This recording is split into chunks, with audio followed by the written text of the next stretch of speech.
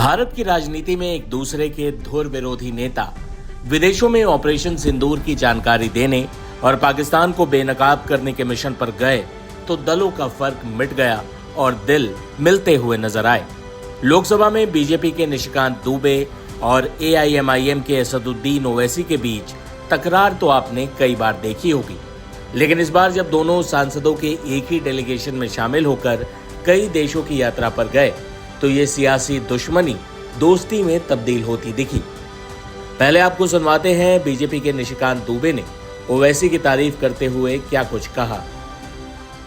हमारा मानना है कि संस्कृत हमारी पुरानी भाषा में से एक है और जो हमारे पूर्वज बोल कर गए वो सभी को जानने का सवाल है। सभी हिंदू मुस्लिम की बात करते हैं और मैं भी बांग्लादेशी घुसपैठिए से परेशान हूं और बांग्लादेशी घुसपैठिए की बात मैं पार्लियामेंट में बोलता हूं, बोलता रहूंगा, क्योंकि हमारा पूरा आदिवासी समाज जो है वो खत्म हो गया। 45% था वो 22% पर आ गया, तो उस आइडियोलॉजी में जो है कोई परेशानी नहीं है। लेकिन जो भारत में मुसलमान रह रहे हैं, जो भारत के मुसलमान हैं, वो यहाँ के नागरिक हैं। हिंदू मुस्लिम सिख ईसाई बौद्ध जैन हमारा जो है विषय है, वो हमारे चाहने न चाहने से जो है उनका उतना ही अधिकार है जितना हमारा अधिकार है।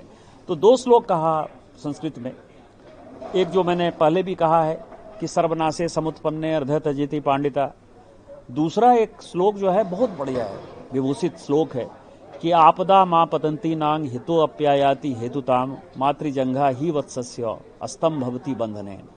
जब आपदा का समय हो तो आपदा के समय में जो माँ है, मतलब बछड़े के लिए जो गाय के का थन है, उसमें जो उनका पैर है वही जो है उसके बंधन का काम करता है। तो यहाँ आपदा है, कौन है हमारी माँ, कौन है? भारत माता है। भारत माता को परेशान करने के लिए, उसको खतरे में डालने के लिए पाकिस्तान आतंकवादी गतिविधि कर रहा है।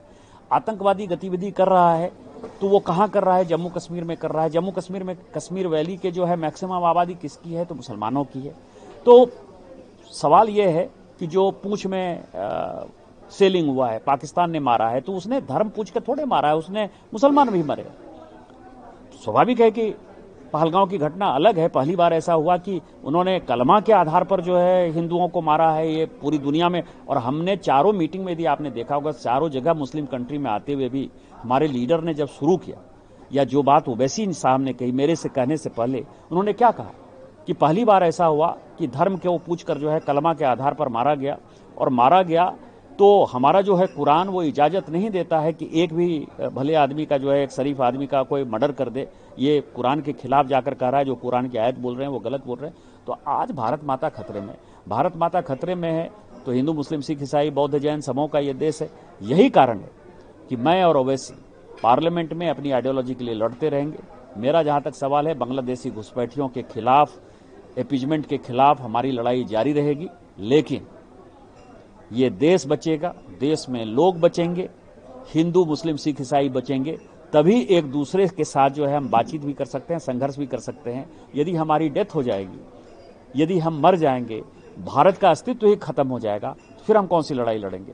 और इसी कारण से हम बाहर आए और हमने एक यूनाइटेड फोर्स के नाते पूरी दुनिया को बताया कि हम साथ साथ हैं, साथ साथ रहेंगे। 140 करोड़ लोग इस लड़ाई में पाकिस्तान के खिलाफ हैं। और पाकिस्तान यदि कोई गलती करेगा, फिर मैं दोहरा रहा हूं, पाकिस्तान ने यदि इस बार कोई गलती की तो पाकिस्तान का नामो निशान हम इस पृथ्वी से उड़ा देंगे, खत्म कर देंगे। आखिरी ये है मेरा क्वेश्चन, ऑपरेशन सिंदूर लगातार चल रहा है। ऑपरेशन सिंदूर में हमने टेररिस्ट कैंप्स को पाकिस्तान में नेस्तनाबूद किया। दूसरा ऑपरेशन सिंदूर का हिस्सा ये डेलीगेशन है जो पूरे वर्ल्ड में अपने मैसेज दे रहा है, टेररिज्म खिलाफ लड़ाई में सहयोग मांग रहा है। और एक तरह से ये मैसेज है कि हम पीस भी चाहते हैं और टेररिज्म को ख़त्म भी करना चाहते हैं। तो उस पर क्या कहना चाहेंगे? सहयोग, अगर कंप्लीट सहयोग की बात की जाए, और मैसेज इंडिया क्या देना चाहेगा? देखिए, हमने साफ कह दिया कि अगली बातचीत जब कभी भी होगी तो वो केवल हमारा जो कश्मीर ले लिया है पाकिस्तान ने, उसी के आधार पर होगी। उसके अलावा जो है हम किसी विषय पर पाकिस्तान को कोई एंगेज नहीं करना चाहते। और टेररिज्म एक ऐसा विषय है कि भारत ठीक है, नेबर होने के नाते थोड़ा ज्यादा परेशान है, लेकिन पूरी दुनिया में यदि टेरर कोई फैला रहा है, टेरर को कोई संरक्षण दे रहा है, आतंकवादी कैंप, भारत में कोई आतंकवादी कैंप नहीं है, वो केवल और केवल पाकिस्तान है। पाकिस्तान को संभालिए। पाकिस्तान को यदि नहीं संभालेंगे और आप लोग ठीक नहीं करेंगे तो हम ठीक कर देंगे। और यही पूरी दुनिया में संदेश लेके सारी टीम गई है और पूरी दुनिया इन चीज़ों को समझ रही है। इस यात्रा में जो एक बड़ी बात आई कि जो मिसकंसेप्शन था वो कि फिलिस्तीन के बारे में हम क्या कर रहे हैं, इजराइल के बारे में क्या कर रहे हैं, मुस्लिम की वहाँ की स्थिति क्या थी। तो जब ओवैसी इन चीज़ों को कहते थे कि हम 25 करोड़ मुस्लिम हैं और पाकिस्तान से ज़्यादा मुस्लिम हमारे यहाँ हैं, हमारे यहाँ हमारे देश में जो है समस्याएं हो सकती हैं कि कौन सा ऐसा घर है जहाँ की छोटी मोटी समस्या नहीं होती है, हिंदू हिंदू में समस्या नहीं है क्या। लेकिन जो हमारा डेलीगेशन था वो चूंकि हिंदू, मुस्लिम, सिख, ईसाई, बुद्धिस्ट पांचों का था, तो ये सबों को आश्चर्य लग रहा था कि हम पांचों एक साथ हैं, पांचों एक ही तरह की बातें कर रहे हैं। पूरे डेलीगेशन के मेंबर्स ने भी जो है कोई ऐसा समय नहीं हुआ, आपने देखा होगा पिछले 10 दिन में, कि डेलीगेशन के किसी मेंबर ने एक दूसरे को काटने का प्रयास किया। सब ने एक दूसरे को सपोर्ट करने का प्रयास किया और सब मन से भारत के लिए आए थे।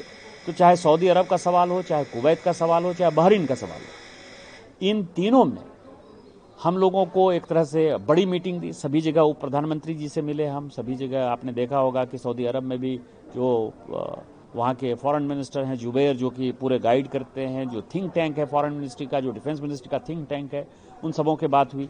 बहरीन में और कुवैत में तो उप प्रधानमंत्री जी से मीटिंग हुई। तो ये चारों देश के यात्रा के बाद हम कह सकते हैं कि माननीय प्रधानमंत्री जी ने जिस मिशन के साथ इस डेलीगेशन को भेजा था, उस डेलीगेशन ने एक बड़ा काम किया। 4-5 चीज़ें जो है हमने क्लैरिटी दे दी। एक, जहाँ तक फिलिस्तीन का सवाल है, हम 2 नेशन थ्योरी में बिलीव करते हैं। हमास के हम समर्थक नहीं हैं, आतंकवाद के हम विरोधी हैं, लेकिन हम फिलिस्तीनी जनता के साथ हैं। इसीलिए वो कंसेप्शन हमने ख़त्म किया। दूसरा, हमारे यहाँ मुसलमानों की स्थिति अन्य देशों के मुकाबले, इवन और भी जो अपने आप को सेकुलर देश कहते हैं, उसके मुकाबले हमारे यहाँ मुसलमानों को ज़्यादा अधिकार है।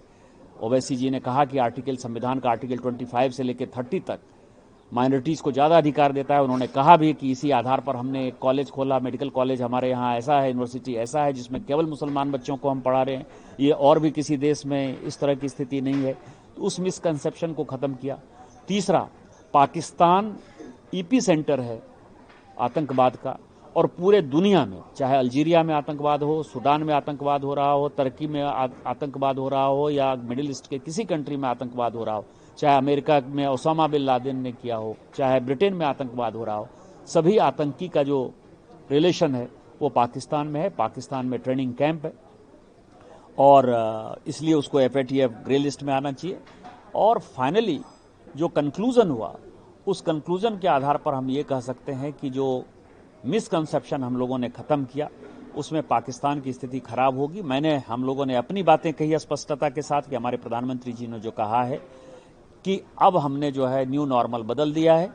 यदि पाकिस्तान गलती करेगा, यदि वो कोई आतंकवादी घटना करेगा, तो हम आतंकी में और पाकिस्तान की मिलिट्री में कोई फ़र्क नहीं करेंगे, हम उसके ऊपर अटैक करेंगे।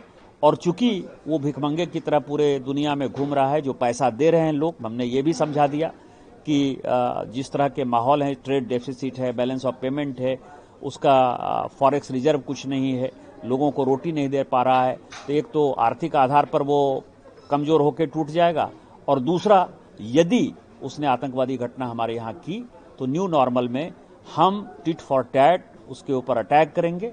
और इस बार जब अटैक करेंगे तो पाकिस्तान तहस नहस हो जाएगा, बर्बाद हो जाएगा, पाकिस्तान नाम का कोई देश नहीं बचेगा। इसीलिए हमने आप सबों से रिक्वेस्ट किया है, चारों देशों को हमने कहा कि आपसे रिक्वेस्ट किया है कि आपसे जब कभी भी पाकिस्तान की बात हो तो आप कहिए कि टेरर का बंद करिए, आप आतंकवादी घटना बंद करिए, नहीं तो हम आपको न सहयोग कर पाएंगे न बचा पाएंगे। वहीं सऊदी अरब पहुंचे असदुद्दीन ओवैसी ने बताया कि कैसे उन्होंने भारत का पक्ष मुस्लिम देशों के सामने रखा और दुनिया को बताया कि पाकिस्तान से अधिक मुस्लिम और पाकिस्तान के मुकाबले कहीं अधिक विद्वान उलेमा भारत में मौजूद हैं। देखिए, हमारी यहाँ पर मुलाकात शुरा काउंसिल के हेड से हुई। उसके बाद हमारी मुलाकात हुई 2 घंटे तक आदिल जुबैर, जो पहले फॉरेन मिनिस्टर थे सऊदी अरब के, 2 घंटे से इनसे बहुत डिटेल मुलाकात हुई। फिर आज हम 2 थिंक टैंक्स में गए। कल एक थिंक टैंक था, आज एक थिंक टैंक था, और आज हम यहाँ पर जो एक अरब यूनिवर्सिटी है फॉरेंसिक साइंसेस की, जिसका गुजरात फॉरेंसिक साइंस से MOU था, तो इस ट्रिप में अगर आप देखेंगे तो सबसे पहली बात यह है कि किंगडम ऑफ सऊदी अरेबिया में 27 लाख लोग भारत के यहाँ पर रहते हैं, काम करते हैं, और जो हमारा जो फॉरेन एक्सचेंज हर भारत का नागरिक भी जाता है देश को, उसका एक बहुत बड़ा हिस्सा किंगडम ऑफ सऊदी अरेबिया से जाता है। तो 27 लाख लोग यहाँ पर रहते हैं। फिर हम जहाँ भी मिले डेलीगेशन ने उनको बताया कि कैसा टेररिज्म पाकिस्तान की तरफ से किया जा रहा है और कैसा निशाना बनाया जा रहा है भारत के नागरिकों को। तो हमने उनके सामने बात रखी कि पाकिस्तान को FATF की ग्रे लिस्ट में दोबारा लाया जाए, और ये तमाम किंगडम ऑफ सऊदी अरेबिया उसका मेंबर है FATF का। 2018 में उन्होंने हमारी मदद की थी। उसके बाद हम देखें कि पाकिस्तान पर थोड़ी बहुत रोक टोक लगी उसके ऊपर। तो अच्छी मुलाकातें रहीं, जिम्मेदारों से बात रही, उनके भी कंसर्न्स थे, हमने उनको बताया। बाज़ ने कहा कि आप बातचीत का क्या मरहला हो सकता। हमने कहा कि हमने पहले बातचीत की 26/11 के बाद, पठानकोट के बाद, मगर उसका कोई नतीजा निकला नहीं, उल्टा हमको नुकसान ही हुआ। तो ऑल इन ऑल ये तमाम बातें हमने उनके सामने रखी हैं, और हमने इनको ये बताया कि जो पाकिस्तान ये जो प्रोपेगेंडा करता है कि एक मुस्लिम कंट्री है, हमने उनके सामने ये बात भी रखा कि भारत में 14.5 करोड़ के करीब मुसलमान रहते हैं, और ये उनका बोलना बिल्कुल सरासर गलत है। और फिर हम यहाँ पर उनको ये बताए हैं कि देखिए, पिछले साल जो है सऊदी अरब ने पाकिस्तान को एड दिया 2 बिलियन का। फिर 2024 में सऊदीया ने उनको लोन एक्सटेंड किया 3 बिलियन का। हमने कहा कि पाकिस्तान में तो कोई हो नहीं रहा ना, कोई उनकी इकॉनमी स्टेबल नहीं हो रही, उल्टा पैसा हमारे अपने गरीबों के लिए इस्तेमाल नहीं हो रहा। हमने उनको बताया कि पाकिस्तान अपने डिफेंस का बजट उनका 2.6% है GDP का, और भारत का 1.9% है। तो ये कंट्रास्टिंग हमने बताया कि फिर करीब हमारा $50 बिलियन का उनसे हमारा ट्रेड है, बायलैटरल ट्रेड है। और फिर हमने उस पाकिस्तान के प्रोपेगेंडे का मैंने उसको बताया कि इस्लामिक यूनिवर्सिटी मदीना में है, और वहाँ पर जो प्रॉफेट मोहम्मद सल्लल्लाहु अलैहि वसल्लम की सीरत पर जो किताब पढ़ी जाती है, उसका नाम रहीक़ुल मख्तूम है। तो उसको तमाम लोगों के कंपटीशन में फर्स्ट प्राइज़ मिला था मुस्लिम वर्ल्ड लीग की तरफ से, और वो किताब लिखने वाला मौलाना सफ़ीउर रहमान मुबारकपुरी रहमतुल्लाह अलैह थे। आज उनकी किताब पढ़ाई जाती है वहाँ पर। तो ऐसे कई भारत में जो हमारे उलेमा हैं, चाहे वो बरेलवी मसलक के हों, देवबंदी मसलक के हों, अहले हदीस हों, अहले तशी हों, इन उलमाओं का कोई मुकाबला पाकिस्तान के उलमा नहीं कर सकते। और इन्होंने भारत में तौहीद का पैगाम भी दिया, दे रहे हैं, देते रहेंगे। इश्क़ नबवी सल्लल्लाहु अलैहि वसल्लम की तालीमात से हमको बता रहे हैं, आश्कार कर रहे हैं, और साथ ही साथ हुब्बुल वतनी भी इन मदद से कहा जाता है। तो ये फ़र्क हमने बताया कि भारत में किस तरह से काम किया जा रहा है, मुसलमानों के उलमा जो काम कर रहे हैं, और पाकिस्तान के प्रोपेगेंडा झूठ है कि, और उन्होंने जिस तरह से हरकत की पहलगाम में, हमने बताया कि हाँ हमारे देश में भी है प्रॉब्लम्स, दुनिया छोटी है, इन्फॉर्मेशन जाती है, मगर हमारे पास हम लोग उसको ओवरकम करने की कोशिश कर रहे हैं। तो ऑल ये हमारा रहा सऊदी अरब के किंगडम ऑफ सऊदी अरेबिया में।